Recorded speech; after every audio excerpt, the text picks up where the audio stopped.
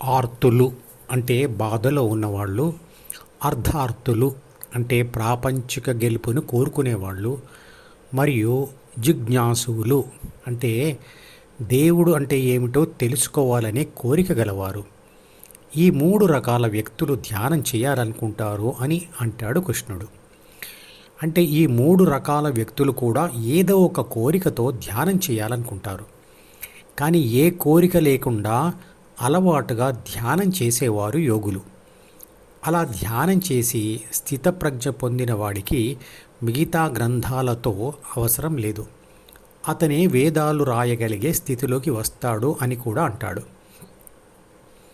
భగవద్గీతలో ధృతరాష్ట్రుడికి ఎక్కడో యుద్ధభూమిలో జరుగుతున్నటువంటి విషయాలను దూరం నుండే గ్రహించి సంజయుడు చెప్తాడు అన్నట్లుగా రాయబడింది. కానీ ఆ యుద్ధం ప్రాపంచిక వ్యవహారాలతో మునిగి తేలుతున్న వ్యక్తి విషాద పరిస్థితులలో పొందే మానసిక సంఘర్షణ, పరస్పర వ్యతిరేక ఆలోచనల మధ్య యుద్ధం. అది ధ్యానం చేయకముందు ప్రతి మనిషిలో ఉండే పరిస్థితియే కాబట్టి ధ్యానం చేసి స్థితప్రజ్ఞ పొందిన ఏ వ్యక్తికైనా ఆ సంఘర్షణ చూడకుండానే అర్థమవుతుంది.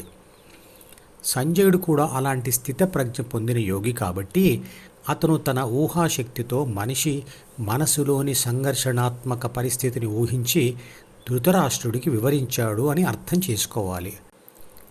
కృష్ణుడి దగ్గర మరియు సంజయుడి దగ్గర ధ్యాన ఫలితం పొందిన ఏ వ్యక్తి దగ్గరైనా ఇంద్రియాతీత శక్తులు ఉండవు. ఆత్మానుభవం పొందిన ప్రతి మనిషి పరమాత్మ అంటే విశ్వశక్తి అని, ఆ విశ్వశక్తి నుంచే విద్యుత్ శక్తి, అయస్కాంత శక్తి, ఉష్ణశక్తి, భూమి ఆకర్షణ శక్తి, ఆత్మశక్తి లాంటి అనేక శక్తులు వచ్చాయి అని తెలుసుకోగలడు. మరియు ఆత్మశక్తి ప్రాథమిక మనసును చదివి చేసే 3 పనులు, అందుకు తోడ్పడే 6 గుణాలు, ద్వితీయ మనసులోని అహం మరియు జ్ఞాపకాల పుస్తకం ఎలా ఏర్పడతాయి మరియు అవి ఎలా పనిచేస్తాయి అన్న అన్ని విషయాలు తెలుసుకుంటాడు.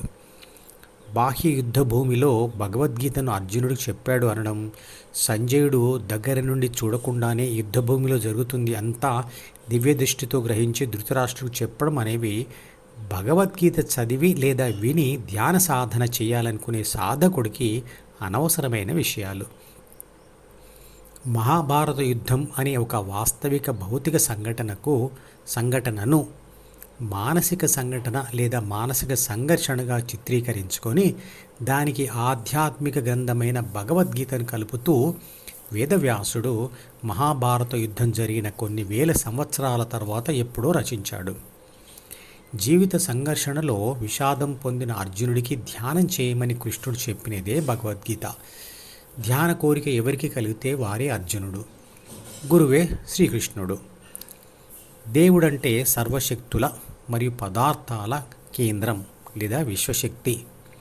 పదార్థాలు మరియు శక్తులన్నీ వాటి ధర్మాలను అనుసరించి ప్రత్యేక పరిస్థితులలో ప్రత్యేక పనులు చేస్తాయి. అంతేకాని వాటికి ప్రేమ మరియు ద్వేషం అనబడే భావోద్వేగాలు ఉండవు. నేను రాముడిని తిడుతూ చెప్పులు వేసుకుని కరెంటు తీగని పట్టుకుంటే షాక్ కొట్టదు. అలాగే రామనామం జపిస్తూ తడిసిన కాళ్ళతో చెప్పులు వేసుకోకుండా కరెంటు తీగ పట్టుకుంటే ఖచ్చితంగా షాక్ కొడుతుంది. అక్కడ రాముడు ఏమీ చేయట్లేదు. చెప్పులు వేసుకోకపోవడం అనేది ఆ శక్తి ధర్మం ప్రదర్శనకు కారణమవుతుంది. అది విద్యుత్ శక్తి యొక్క ధర్మం.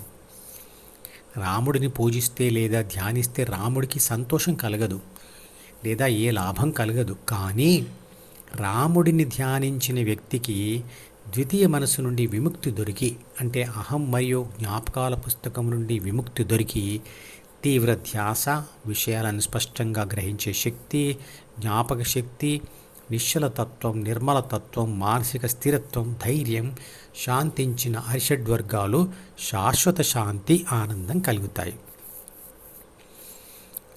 పెళ్ళి కాని ప్రతి ఒక్కరూ బ్రహ్మచారులా అంటే కాదు. కానీ బ్రహ్మచారులు మాత్రం పెళ్లి చేసుకోరు. బ్రహ్మచారి అంటే బ్రహ్మ ఆచరణ చేసేవాడు లేదా బ్రహ్మలో చరించగలిగిన సామర్థ్యం వచ్చినవాడు. అంటే నిరంతరంగా తన ఆత్మను హృదయస్థానంలో నిలిపేవాడే బ్రహ్మలో చరించేవాడు. వాడే బ్రహ్మచారి. అంటే 2 మనసులను విడిచినవాడు. అందువల్ల వాడు పెళ్ళి అనే ప్రాపంచిక బంధాలలో చిక్కుకోడు. పెళ్లి చేసుకున్న తర్వాత కూడా ధ్యానం చేస్తూ చేస్తూ రెండు మనసులను విడిచి ధ్యాసను హృదయంలో స్థిరపరిచిన వాడు కూడా బ్రహ్మచారియే. అలాంటి వ్యక్తికి స్త్రీ సాంగత్య కోరికే కాకుండా సమస్త కోరికలు నశించిపోయి ఉంటాయి. శివపార్వతుల కుమారుడైన కుమారస్వామి అంటే అయ్యప్ప ఒక బ్రహ్మచారి. అంటే నిరంతర బ్రహ్మ ఆచరణ చేసేవాడు లేదా బ్రహ్మను చరించేవాడు. అతనిని ఆదర్శంగా తీసుకొని బ్రహ్మచర్య దీక్షలో సుమారు 40 రోజులు గడిపేవారే అయ్యప్ప స్వాములు. అందుకు అన్ని కోరికలు వదులుకోవడమే కాదు, ప్రపంచానికి దూరంగా ఉంటూ ధ్యానంలో నిమగ్నం అవ్వాలి. అలా 40 రోజులు దీక్షగా చేస్తే అది అలవాటుగా మారి ఆ తర్వాత ఏ బాహ్య దీక్షల అవసరం లేకుండా జీవితమంతా బ్రహ్మచర్యం పాటించి కుమారస్వామిలా బ్రహ్మచారి అవుతారు అయ్యప్ప స్వాములు. అది అయ్యప్ప దీక్ష యొక్క కాన్సెప్ట్. మధుపదం యూట్యూబ్ ఛానల్లోని ప్రతి వీడియోకి ఒక నెంబర్ ఇవ్వబడింది. 1వ నంబర్ వీడియో నుండి మొదలుపెట్టి వరుసగా చివరి వీడియో వరకు చూస్తేనే ఆత్మశాస్త్రం సంపూర్ణంగా అర్థమవుతుంది. ఈ వీడియో డిస్క్రిప్షన్లో ఉంచిన మధుపదం ప్లేలిస్ట్ లింక్ ద్వారా అన్ని వీడియోలు వరుసగా చూడవచ్చు.